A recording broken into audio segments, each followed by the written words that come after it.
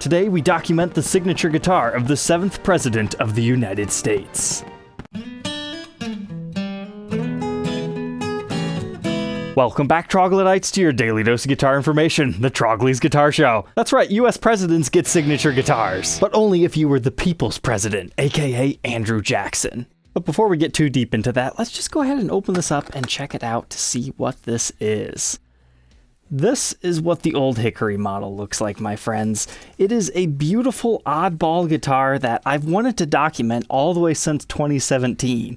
And this is the only one I was going to accept because it is such a beautiful, non-traditional looking example of a very interesting and historic release from the Gibson Custom Shop in 1998. And the reason why this thing is so special is because of the types of wood that it is made out of. No other Gibson Les Paul has been made out of hickory for the fretboard, and very few have been made out of poplar for the body. But before I show you the really cool back on this one, let's learn about Andrew Jackson in general, and the trees that made these guitars.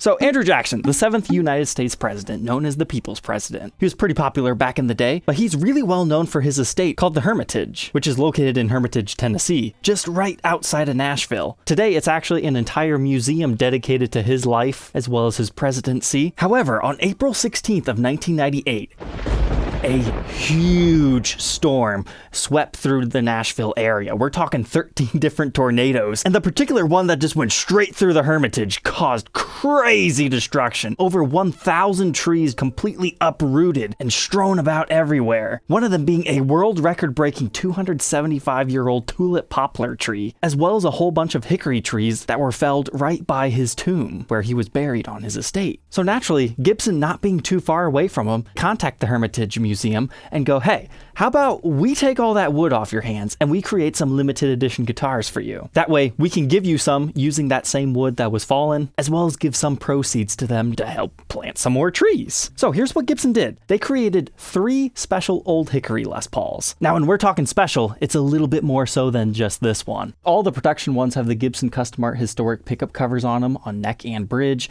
You've got the Hermitage mother of pearl insert on our pick guard, which is pretty cool. Obviously, you get the wood from those fallen trees that we were just talking about, and they also inlaid our fretboard with Andrew Jackson's nickname. It says Old Hickory, and yes, that is a hickory fretboard here. As an added bonus, all the mother of pearl that you see on this guitar came straight out of the Tennessee River. So while many Gibsons can be called Nashville, Tennessee made, not many can be completely sourced from it. We also got Andrew Jackson's face here on the headstock with his name, and that's pretty much how the production ones ended. But the 3 special ones actually had a fancy inlaid banner on the body, and it contained very special dates of Andrew Jackson's life. And one of those was given to the Hermitage, the other one to the National Smithsonian Museum, and the third one was kept for the Gibson offices. Now, whether it's still on display there yet today, I'm not entirely too sure. But if someone from the public had any slightest chance of getting one, it would probably be number 3. But 25 of the old hickory guitars were then given to the Hermitage to sell themselves. That way they could get some of that money back. That was according to the Hermitage themselves. However, the official press release only states 10 were given to them. So maybe more were given to them later on. But those 10, ranging from serial numbers 4 through 13, that were initially given to the Hermitage had a special mother of pearl plaque on the back with the serial number.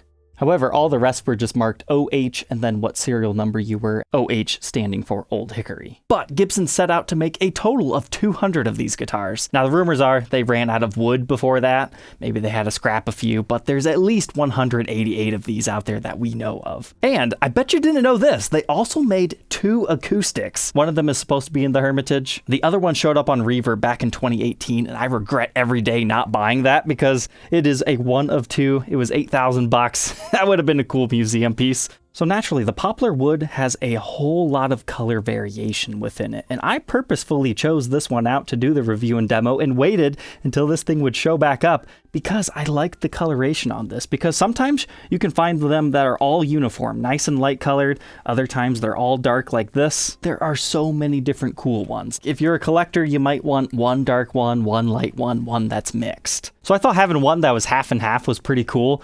But my friends, this is why I had to have this one. Look at the back. It's like a perfect half and half transition on the neck as well as the body. Now, could it have lined up a bit better now that I have it in person? Yeah, and I way overpaid for this one just because I wanted it. But this one just has some pretty cool colorations. So that's pretty much the history of this guitar as I know it. It was made from fallen trees from that estate, and it is everything to do with Andrew Jackson. So this run of guitars mainly appeals to, guitar collectors as well as American history buffs.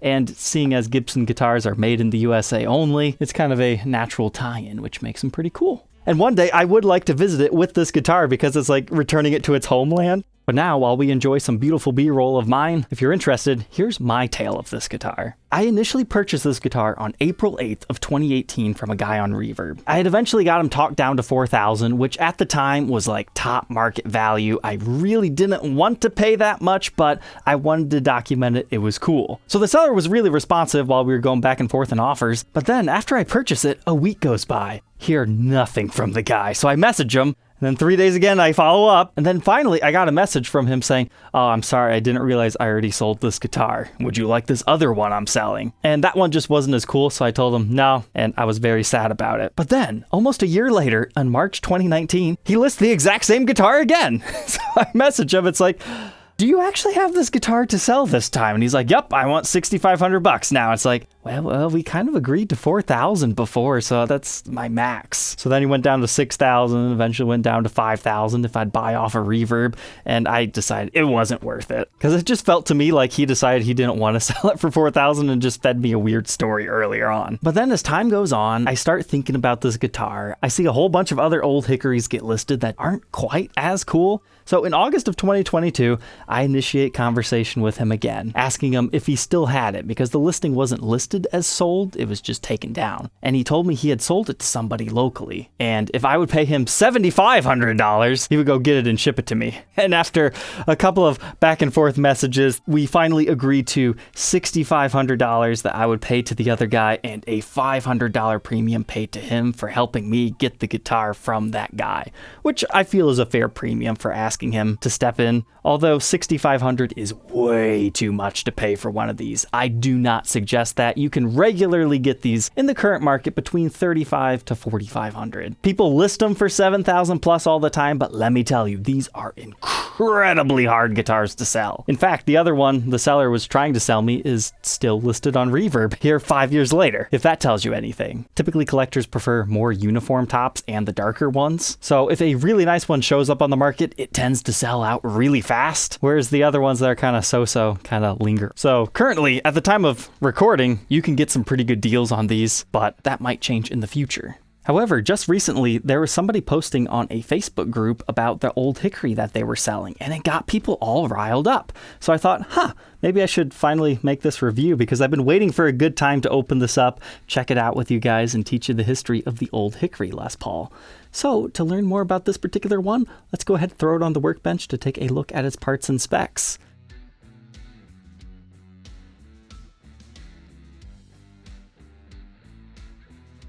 Well, that was a labor of love, but that thing was filthy. Now it's looking like a museum piece. So let's go ahead and take one of these things apart for the first time. Just in case you didn't quite see what I was talking about earlier, you can see the embossing right here, which Gibson did that on a few select models. But the first time that happened was actually in 1972. They actually had the word Gibson embossed, a little bit deeper than this one, but it was kind of cool to see them briefly bring that back in the late 90s. But it's looking like we're rocking 57 classics to me. All the same stuff is true on our bridge pickup, including the model. We've got an 8.5 in the bridge, 8.36 in the neck, and 4.22 in the middle. That's actually a little bit hotter than you normally see in a 57 Classic, but they might just be slightly overwound. So it should be a fairly traditional, basically Les Paul custom, because we do have the custom multiply binding on the top. You've got the multiply on the back as well. We've got the bound fretboard. It's not ebony like it normally is, and instead of a custom emblem, we've got the guy that's on the $20 bill, and the headstock's also multiply, so I would technically say this is a Les Paul custom, even though it's not technically in its name. But I was surprised at this. It is a short neck tenon. But since we had a true ABR1 bridge on it, I thought for sure this would be like some sort of a 57 and or 68 reissue because of that fact. Because normally in this era, if you had an ABR1 bridge, it would also have the long neck tenon. Here's what the tailpiece looks like. It is full weight and has a casting line across the entire thing.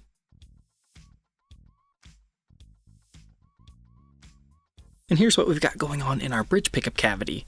Now, as I was telling you, the wood varies example to example and spot to spot. So you can actually see under this dark area, there's actually another light area. So it's a beautiful guitar in that aspect, but it does indeed have a top, which it was kind of hard to tell from some photos if it actually had a top on it or it was all one piece that they carved out. But you can see the center seam line right here and then where it joins onto the body right there. So they definitely had to process that wood in many different ways. I didn't realize that there were so many trees before doing the research. I thought it was just like one big tree, but I think that's probably what the bodies were made out of, and then the tops were made out of maybe the other smaller trees that had fallen. Either way, they all still came from the estate. But do you see how big of a belly this guitar has? I noticed it's like a little bit more extreme, especially in this area, than you usually see. That's something you just have to appreciate in person, I think. But it's definitely got a really big dish carve to it, which again, kind of makes it strange that we don't have the long neck tenon. And then you'll notice these actually came stock from the factory without a poker chip on them. That might not be considered special today, but in 1998, that was pretty uncommon. And I like how I have a little bit of quilt figuring just in this area. After I polished this up, some of the dancing wood grain definitely started to come out on this. But we've got 2 volumes and 2 tone controls. They're just the golden top hat style knobs, reissue style. And here's what the guitar looks like underneath our pick guard. But our pick guard actually had a fascinating secret that I'm kind of embarrassed to say I never realized that something was different about it. I'll give you a second to look at it. What is missing on this pick guard? Don't even worry about the Hermitage. You got your answer? The screw for the side bracket. Normally you'd have something on the front here to secure that there, but you've got the mother of pearl Hermitage on it. So when I flipped it around to the back, I was like, whoa, what is that? They just glued it on with some sort of a substance. I thought that was quite fascinating. But this pickguard, it wouldn't surprise me if it has a finish over top of it. It is just ever so slightly glossier than the rest. So we'll have to blacklight this and see if they actually did finish it. That inlay work is gorgeous. Very nice. In fact, you rarely ever see Gibson put inlays on their pickguards outside of like the Ultima series or something like that.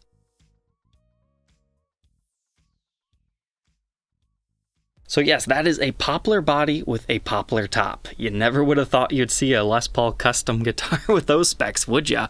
I remember when I first ran into this, I kind of looked down on this model because of that, because I viewed poplar as a slightly more inferior wood, which I think was mainly brainwashing, but you know, I think it's kind of cool now. But you got some interesting discoloration on the sides. I really like this area on the guitar because you can tell that it had some sort of like a crack and or divot in the wood that they had to fill in with like an epoxy so they could use it. But moving on from our body, we can go to our hickory fretboard. So let's just take a second to appreciate what it is. You've got some interesting wood grain. It really reminds me of oak. There is actually an oak top Les Paul Class 5. I do want to document one of those one day. But until then, this old hickory fretboard's just gonna have to do it for us. So, having giant letters on your fretboard, it's either going to be a love it or leave it type thing, but around 1994, Gibson got a CNC machine that allowed them to do fancy stuff like this. So that's the birth of the company Promotional guitars, like we talked about them before, like the Donzis or the Playboys. So in many ways, this actually is a promotional signature guitar for the Hermitage. Although I think this is slightly on a different scale because it has a little bit of historical provenance to it as well.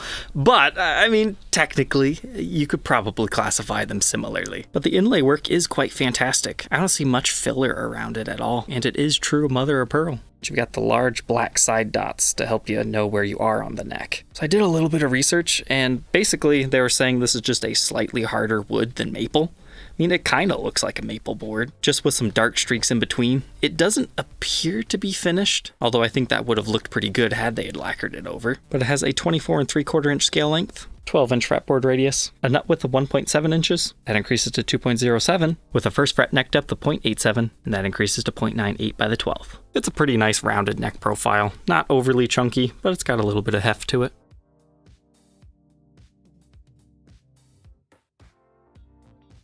So there you can see Andrew Jackson's face as well as his name on a fancy little banner and our Gibson logo. Now unfortunately, we do have a lot of finish checking on this guitar. Now it does appear finish checking is quite common on this model after reviewing some detailed photos of other examples. So perhaps the wood wasn't quite dried enough, but to find it on the headstock and some other areas is pretty common. However, it did come out of Tennessee, so I'm wondering if this might have been by floodwater at one point in time. It's either that or the poplar and hickory has a lot of moisture content in it. But thankfully, no finish is actually flaking off. So even if this was part of a flood of some sort, definitely wasn't like submerged underwater. But you get a cool brass truss rod cover here. It doesn't say anything, but it's nice.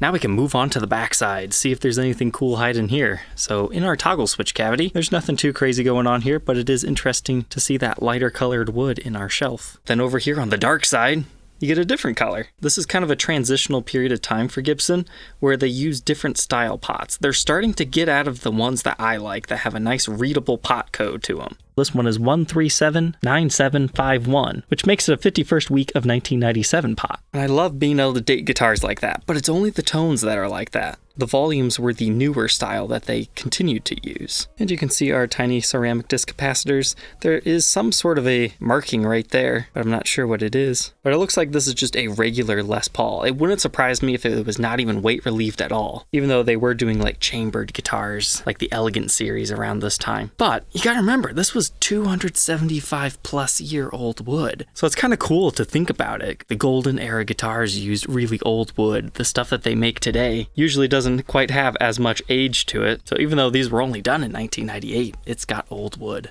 Now whether it's good or not, I guess we'll have to find out. But unfortunately this one has Schaller strap locks put on it. So I ordered some correct strap buttons, so I'll restore that at a later date. But now check out this half and half neck. I love it. Now this was sold to me as mint condition, and this orange stuff was just in the wood. It was not stand rash or anything like that. Unfortunately, no. That is some sort of a chemical reaction to like a cloth that was left on the guitar, and I am gutted about it. I was always suspicious of that, but when I saw the stand rash down here and a little bit in the other areas, yep, this was a display piece that got discolored. Then there's a big old gouge in the neck right here. Then we've got a couple on the top as well, right up here by the horn, one underneath the tailpiece, and a couple of light scratches up here by the toggle switch, but nothing too crazy.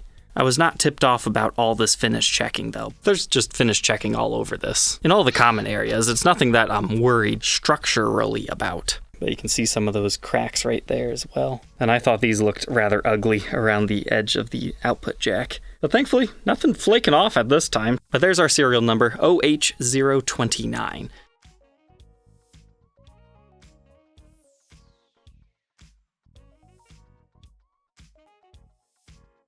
Now it's time for our blacklight test. Yep, my hunch was correct. That does appear to have some sort of a light finish over top of it because it is glowing. Whereas you can compare it to the pickup rings that aren't glowing in the same way. But wow, I really like the look of this poplar wood under blacklight. It's got even more colorations within it because you get a little bit of that yellow seeping through. That's why I kind of bought the guy's story that he thought that that was actually within the wood grain, because there is a little bit naturally in the wood, but just not as extreme as that one was, unfortunately. But everything's looking pretty good here on the top. We'll cross over our fretboard. It even has a little bit of a glow, but it might just be the way that the wood fluoresces under blacklight. I don't believe there's a finish over top of that. But our headstock is looking pretty good. A ghostly Mr. Jackson. In the back of the headstock, you can see a little bit more of that reddish orange tinge, but then you get to the neck, and I guess I could be wrong because it looks similar to the other orange areas. I mean, it's a little bit more extreme, but I'm just gonna go ahead and say somebody had this on a stand and they had a rag by it and the finish bleached into it because it just doesn't look natural. But the back is looking the way I would want it to. Here's those finish check areas I was talking about. It seems like something might have seeped into those as well. But here you can see that definite stand rash, like it's on the binding and it glows the same way. So yeah, I'm pretty confident that is some sort of a stand rash chemical reaction, but everything else is looking good on this one. All said and done, this one weighs 9 pounds, 1.3 ounces. Let's go ahead, plug it in, and hear how it sounds.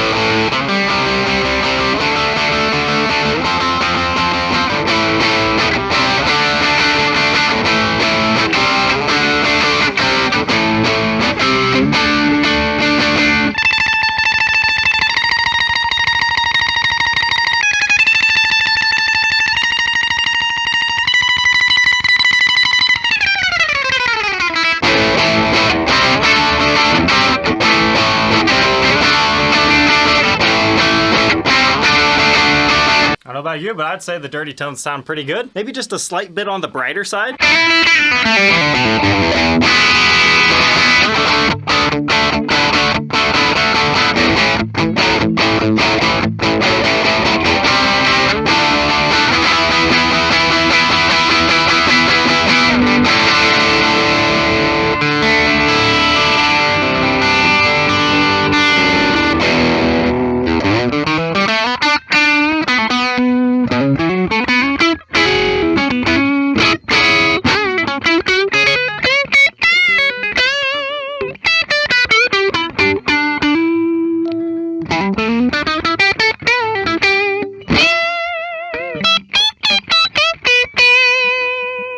Let's go ahead and get some clean tones.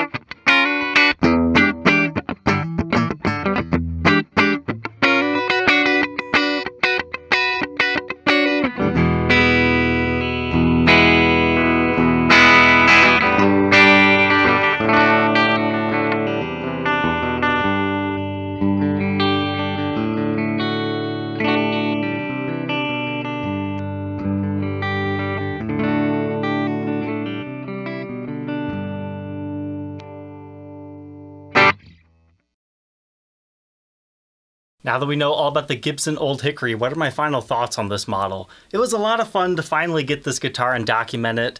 Was it worth paying the crazy premium for it? Probably not. This ended up having a lot of hidden issues besides just being really dirty. That ended up being stand rash and whatnot. But I'm still glad I have it because it is by far the most beautiful Old Hickory in my eyes.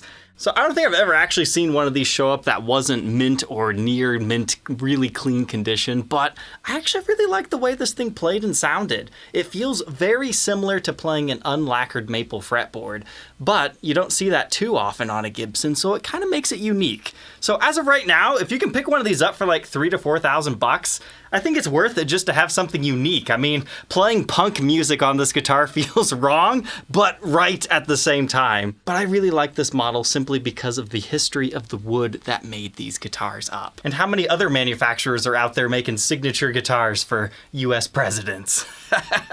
All right, Troglodytes, I hope you enjoyed tonight's episode and have a newfound appreciation for this weird, quirky model. Take care.